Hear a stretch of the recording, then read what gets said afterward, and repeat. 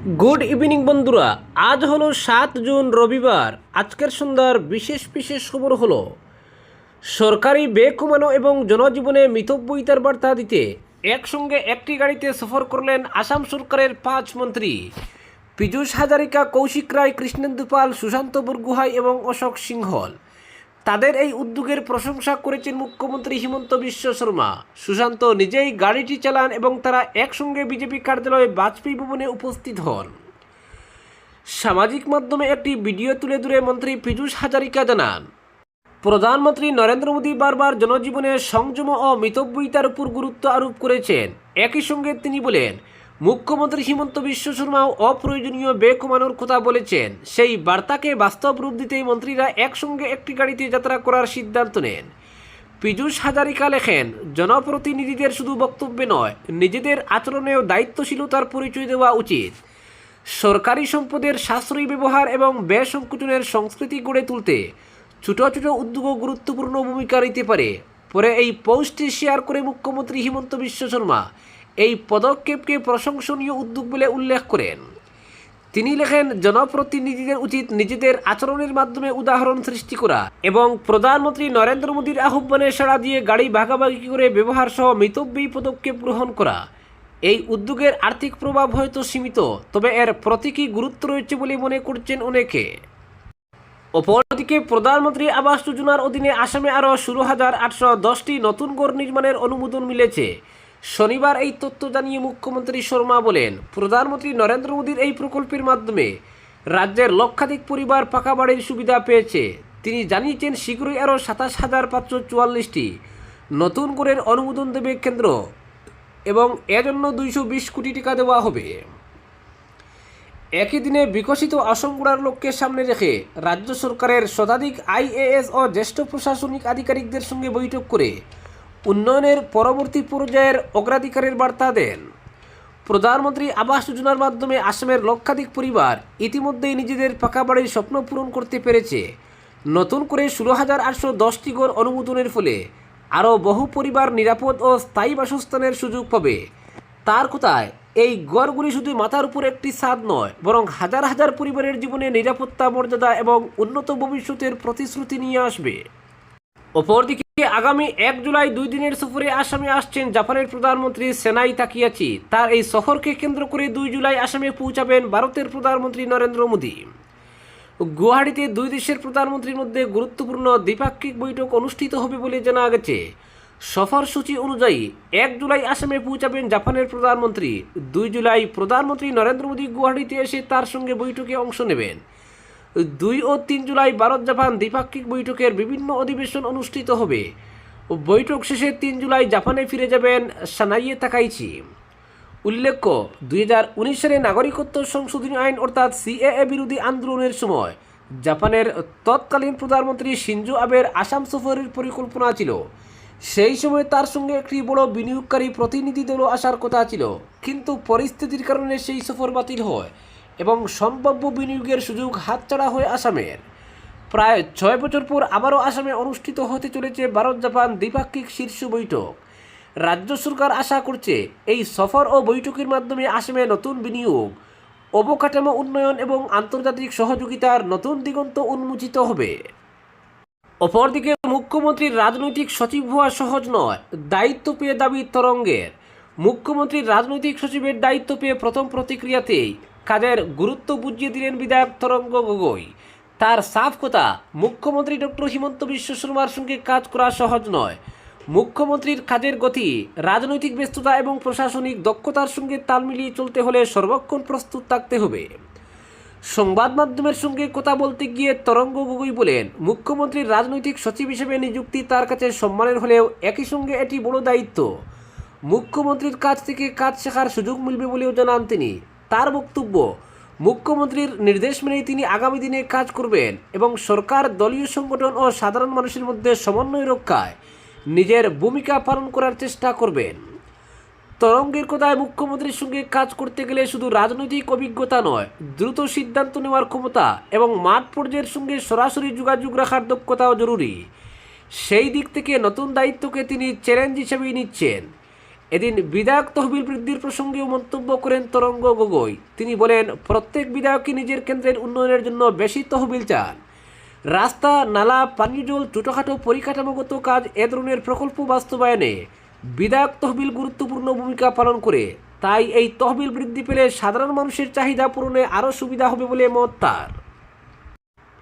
অপরদিকে ভারতীয় ক্রিকেটে শেষ সূর্যকুমার যাদব। জল্পনার মতোই টি-20 বিশ্বকাপ যদি অধিনায়ককে দল থেকে সেটে ফেললেন অজিত আগরকাররা। সেই সঙ্গে সিনিয়র দলে অভিষেক ঘটছে বৈভব সূর্যবংশীর। ভারতের টি-20 দলের নতুন অধিনায়ক হলেন শ্রেয়স আইয়ার।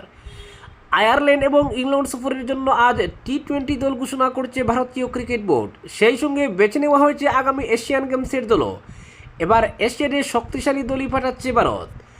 মুম্বাইয়ে বোর্ডের সদর দফতরে বৈঠকে বসেন জাতীয় নির্বাচকেরা। ছিলেন বোর্ড সচিব দেবজিৎ শইকিয়াও। সেই বৈঠকেই দীর্ঘদিন ফর্মে না থাকা সূর্যকুমারকে জাতীয় দল থেকে সেটে ফেলার সিদ্ধান্তে শিলমোহর পড়ল। প্রথমবার ভারতীয় দলে সুযোগ পেল 15 বছরের বৈভব সূর্যবংশী। আইপিএলে কমলা টুপি জেতার পরই বৈভবকে নিয়ে আলোচনা শুরু হয়। একাধিক ক্রিকেট বিশেষজ্ঞ বৈভবকে ভারতীয় দলে নেওয়ার দাবি তুলেন।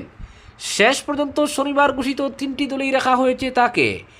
দেশের হয়ে মাঠে নামলেই বৈভব ভেঙে দেবেন সচিন তেন্ডুলকরের রেকর্ড। সচিন 16 বছর 205 দিন বয়সে পাকিস্তানের বিরুদ্ধে টেস্ট ক্রিকেট খেলেন। আজকের দিনে বৈভবের বয়স 15 বছর 71 দিন। আরও 20 দিন পর 26 জুন আয়ারল্যান্ডের বিরুদ্ধে প্রথম টি-20। কয়েকদিন ধরেই শোনা যাচ্ছিল সূর্যকুমারের পরিবর্তে শ্রেয়স আইয়ারকে টি-20 দলের অধিনায়ক করা হবে। আইপিএলে অধিনায়ক হিসেবে সাফল্যই শ্রেয়সকে এগিয়ে রেখেছিল নেতৃত্বের দৌড়ে। তাকেই নতুন অধিনায়ক করা হলো। শোনা যাচ্ছিল অধিনায়ক হিসেবে শ্রেয়সকে পছন্দ নয় কোচ গৌতম গম্ভীরের। তার আপত্তি শেষ পর্যন্ত আমল পায়নি। টি-20 দলের সহ অধিনায়ক করা হয়েছে তিলক বর্মাকে। টি-20 বিশ্বকাপের পুরো ভারতের টি-20 দলে জায়গা হলো না শুভমন গিলের। আইপিএলে দ্বিতীয় সর্বোচ্চ রান করেও দলে ফিরতে পারলেন না শুভমন। 3টি দলের কোনোটিতেই রাখা হয়নি ভারতের টেস্ট এবং ওয়ানডে দলের অধিনায়ককে। এশিয়ান গেমসের জন্য 15 জনের শক্তিশালী দল নির্বাচন করা হয়েছে। সেই দলে রাখা হয়েছে জসপ্রীত বুমরাকে। উল্লেখ্য, গতবার সোনা জিতেছিল ভারত। আয়ারল্যান্ড এবং ইংল্যান্ড সফরের জন্য বাছা হয়েছে 16 জনের দল। এই দলের নতুন মুখ হিসেবে বৈভব ছাড়াও রয়েছেন প্রিন্স যাদব। আইপিএলের পারফরমেন্সের নিরিখেই তাকে সুযোগ দিয়েছেন জাতীয় নির্বাচকেরা। আইপিএলে ভালো পারফর্ম করলেও জায়গা হয়নি রিঙ্কু সিংয়ের। টি-20 দল থেকে বাদ পড়েছেন হার্দিক পান্ডিয়া। মূলত ভবিষ্যতের দিকে তাকিয়ে দল নির্বাচন করেছেন আগরকাররা। অপরদিকে কালাইনে বেহাল সড়কে যানজটে পড়ে প্রাণ গেল এক অসুস্থ যুবকের। 10 মিনিটের রাস্তা পাড়ি দিতে সময় লাগলো 1 ঘন্টারও বেশি। আর এই বিলম্বই কেড়ে নিল এক তরতাজা ব্যক্তির জীবন। এমনই এক হৃদয় বিদারক ঘটনাকে ঘিরে শোক ও ক্ষোভে ফুঁসছে কাটিগড়ার কালাইন বাজার সহ আশপাশের এলাকা। গুমরা এলাকার খেলমা 6ষ্ঠ খণ্ডের বাসিন্দা 45 বছর বয়সী সেবক চন্দ্র ছিলেন একজন সাধারণ শ্রমজীবী মানুষ। পেশায় সেলুন কর্মী, সংসারের একমাত্র উপার্জনকারী। স্ত্রী ও 2 কন্যাকে নিয়ে ছোট্ট সংসার তার। প্রতিদিনের মতোই কাজ নিয়ে ব্যস্ত ছিলেন তিনি, কিন্তু কেউ জানত না এদিনই তার জীবনের শেষ দিন হয়ে উঠবে। জানা গেছে, সকালে বাড়িতে জলের মোটর বসানোর কাজ করার সময় হঠাৎ বিদ্যুৎস্পৃষ্ট হন সেবক। পরিবারের সদস্যরা দ্রুত বিদ্যুৎ সংযোগ বিচ্ছিন্ন করে পরিস্থিতি নিয়ন্ত্রণে আনেন।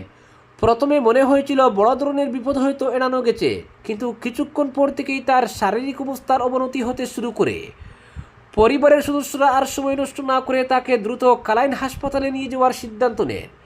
কিন্তু হাসপাতালের পথে নেমেই শুরু হয় আরেক লড়াই। কালাইন বাজার এলাকায় 6 নম্বর জাতীয় সড়কে প্রতিদিনের মতো আজও ছিল তীব্র যানজট।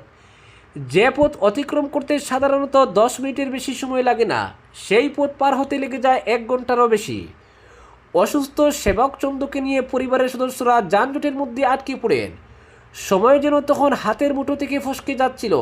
একদিকে অসুস্থ মানুষের কষ্ট, অন্যদিকে সামনে পেছনে অসংখ্য গাড়ির সারি, কিন্তু বেরিয়ে যাওয়ার কোনো উপায় ছিল না।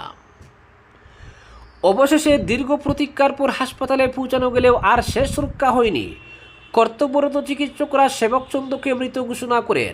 পরিবারের দাবি, সময় মতো হাসপাতালে পৌঁছতে পারলে হয়তো আজ সেবক বেঁচে থাকতেন। তাদের অভিযোগ, দীর্ঘক্ষণ ধরে চলতে থাকা যানজট সমস্যায় কেড়ে নিয়েছে তাদের পরিবারের একমাত্র ভরসাকে। এই মৃত্যুর সঙ্গে শুধু একটি মানুষের জীবন অবসান ঘটেনি, অনিশ্চয়তার অন্ধকারে তলিয়ে গেছে একটি পরিবার, 2 কন্যার ভবিষ্যৎ, স্ত্রীর জীবনের নিরাপত্তা। সব কিছুই আজ বড় প্রশ্নের মুখে দাঁড়িয়ে পরিবারের কান্না যেন আজ এলাকাবাসীর দীর্ঘদিনের ক্ষোভকেও আরও উস্কে দিয়েছে। প্রসঙ্গত, কালাইন বাজার এলাকায় যানজট এখন নিত্যদিনের সমস্যা। এমনিতে জাতীয় সড়কের চরম ভাঙ্গাচুরা অবস্থা, এর মধ্যে সড়কের উপর অবৈধ পার্কিং, ফুটপাত দখল এবং প্রশাসনিক নজরদারির অভাব নিয়ে বহুবার অভিযোগ উঠেছে। কিছুদিন আগে প্রশাসনের পক্ষ থেকে কড়া পদক্ষেপ নেওয়ার আশ্বাস মিললেও বাস্তবে পরিস্থিতির খুব একটা পরিবর্তন দেখা যায়নি। কয়েকদিনের তৎপরতার পর আবারও আগের অবস্থায় ফিরে যায় পুরো এলাকা। আজ সেবকচন্দ্র প্রাণ হারালেন, কিন্তু তার মৃত্যু নতুন করে এক বড় প্রশ্ন তুলে দিয়েছে। আর কত প্রাণ জড়লে 6 নম্বর জাতীয় সড়কের কালাইন বাজার এলাকার যানজট সমস্যার স্থায়ী সমাধান হবে? আর কত পরিবার তাদের প্রিয়জনকে হারানোর পর প্রশাসনের দৃষ্টি আকর্ষণ হবে? এই প্রশ্নের উত্তর আজ খুঁজছে শুধু একটি পরিবার নয়, গোটা এলাকার মানুষ। আজকের বিশেষ সংবাদ এখানেই সমাপ্ত।